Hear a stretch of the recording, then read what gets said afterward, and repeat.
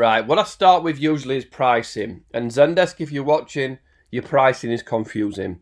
I pay £1 a month for what I'm about to show you, but I'm on legacy pricing because I've been a Zendesk customer for, I think, 5 or 6 years, maybe even longer now, which is scary.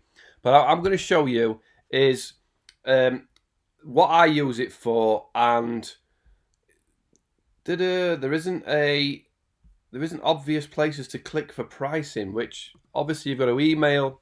I think it's about £5 per month per user for the ticketing system. I'm going to show you the guide, which is here. So the guide that you're going to see for me, support requests for Google Analytics search, knowledge base, is flag crate crate with. I think I'm on either the free version or the 15. So the guide goes up in prices. The only one that I think would be well worth buying is the one where you can make your own custom domain. So you would have support.yourdomain.com or whatever it is.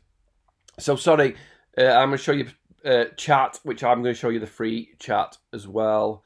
I don't use talk, explore, or gather. They're not something. So I'm going to show you these three things: ticketing system, the guide, and the chat.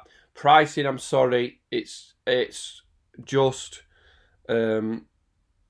it's just a little bit too hard to understand Zendesk. You need to really sort your pricing page out.